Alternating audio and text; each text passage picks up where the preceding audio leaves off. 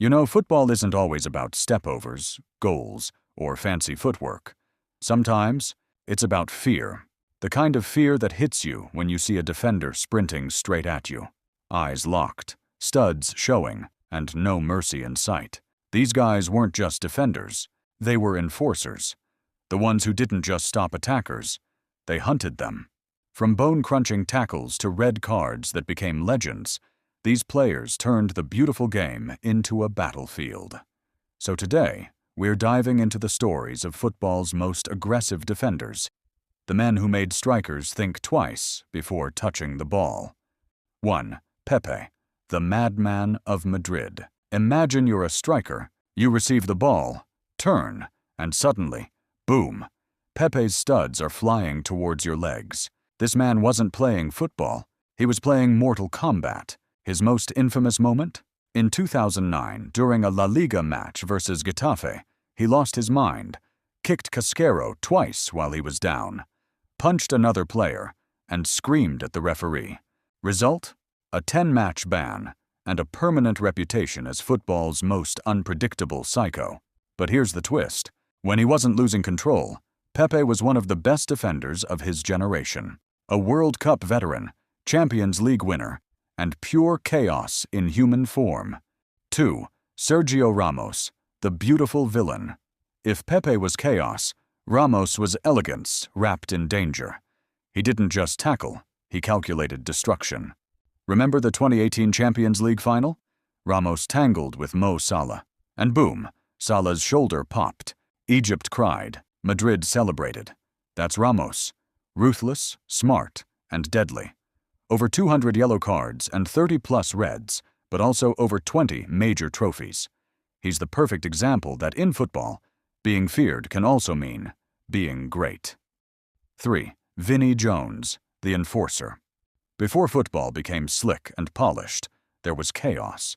And leading that chaos was Vinnie Jones. He was part of Wimbledon's crazy gang in the 1980s. His idea of defending? Kick first. Apologize. Never.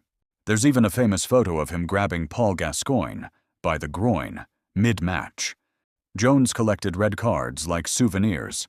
After retiring, he became a Hollywood actor, playing gangsters. Because honestly, he'd already been playing one his whole career. 4. Marco Materazzi, the provoker. Some defenders use tackles to break players. Materazzi used words. 2000's World Cup final, Italy versus France. Zidane, in his last ever match, headbutts Materazzi right in the chest. Why? Materazzi whispered something, and that something will forever be a mystery. But before that, Materazzi was already infamous.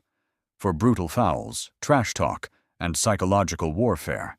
He didn't just defend, he got inside your head and made you self-destruct. 5. Roy Keane, the captain of chaos. Some defenders are wild, but Roy Keane, he was cold, calculated, and terrifying. In 2001, he ended Alf Inge Haaland's career with a knee-high revenge tackle, then admitted it years later in his autobiography. Keane wasn't just angry, he was the definition of controlled rage. He captained Manchester United through their most dominant years, inspiring fear in teammates and opponents alike. You didn't cross Roy Keane unless you wanted to limp off the pitch. 6. Nigel de Jong, the Lawnmower World Cup final. Johannesburg, 2010. Xabi Alonso is waiting for a pass. And out of nowhere, Nigel de Jong performs a flying kung fu kick straight into his chest. Everyone froze. The referee?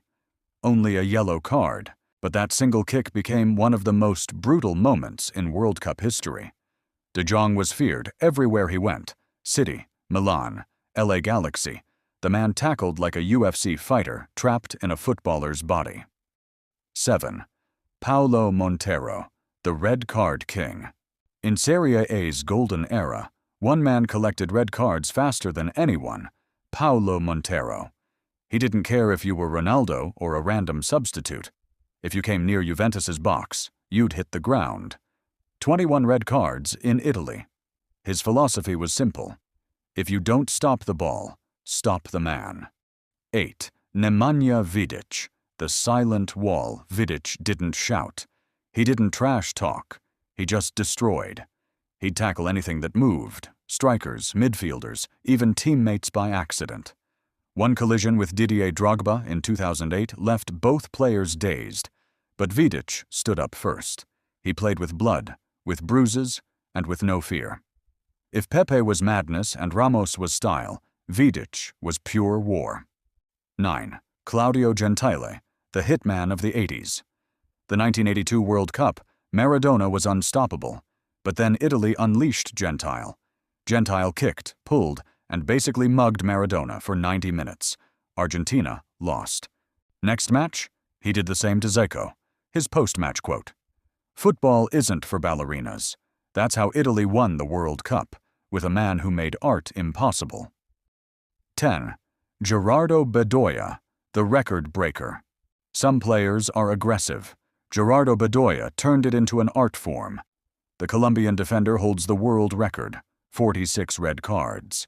He's been sent off for elbows, headbutts, punches, kicks, even arguing with referees after being subbed off.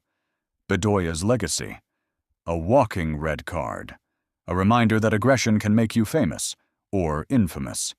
These men turned defending into warfare. They weren't the most technical or graceful, but when you faced them, you felt it.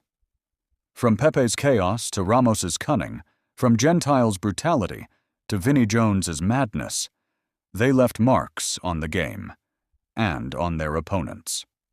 Some heroes are remembered for goals. These guys, they're remembered for the tackles that shook football history.